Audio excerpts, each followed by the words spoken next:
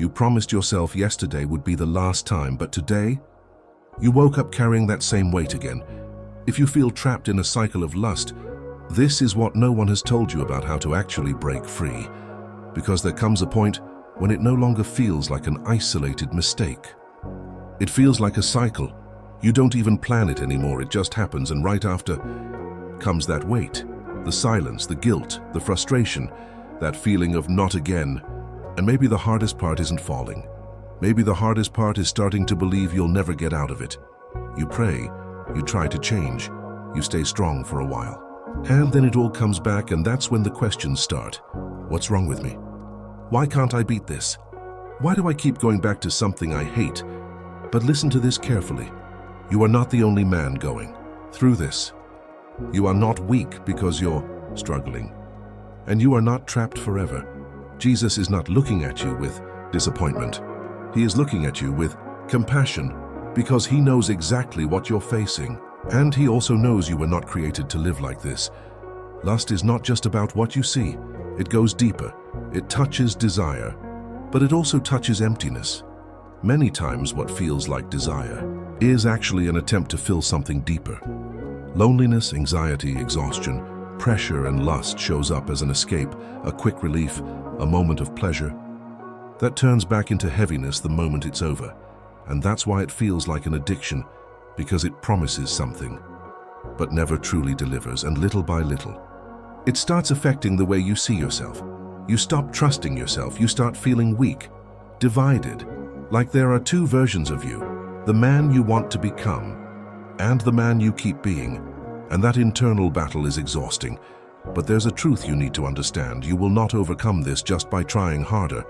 If it were only about effort, you would already be free.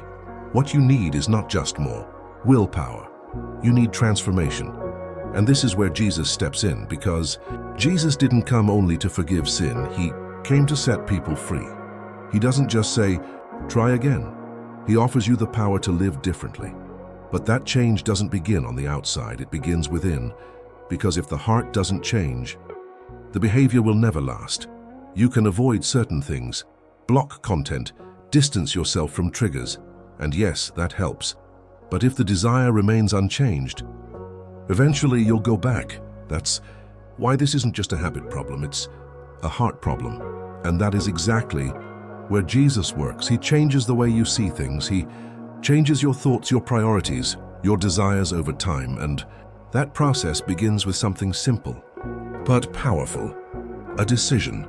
The decision that you no longer want to live controlled by.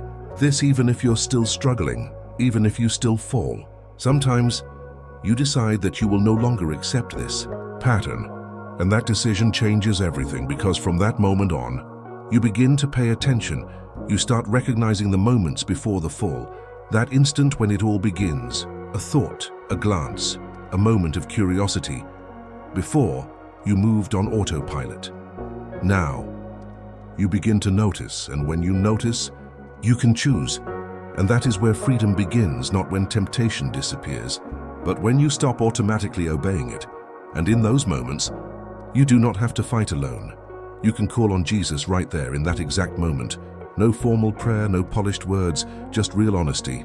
Jesus, help me right now. And that changes everything, because it pulls you out of autopilot and brings awareness into the moment. At first it will be hard. Your body will crave it, your mind will push for it. The habit will pull at you, but every time you resist, you weaken the cycle, and every time you choose differently, you strengthen a new version of yourself, not overnight, but little by little. And over time, you begin to notice real changes.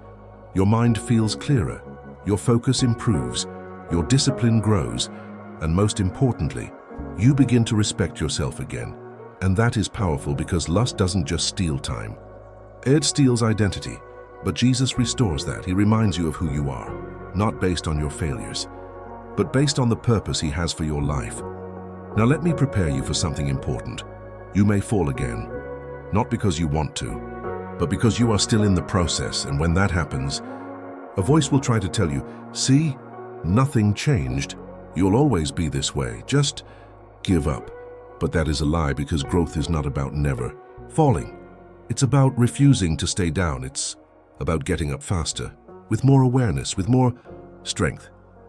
Jesus does not walk away from you when you fail. He moves closer, without shame, without rejection, because his goal is not to condemn you, it is to transform you. And transformation takes time. It takes decision, persistence, not surrender. But it is possible, even for you. You are not too far gone.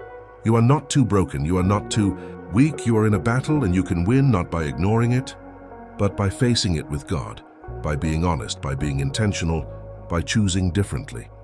Even when it's hard, and there will come a day when the thing that once controlled you will no longer control you, not because you became perfect, but because you became free. So don't give up, not now, not in the middle of the process. Jesus is not waiting for you to improve before coming near. He wants to meet you exactly where you are, in the fight, in the weakness, in the moment of temptation, because that is where everything begins to change, and that is where your freedom begins.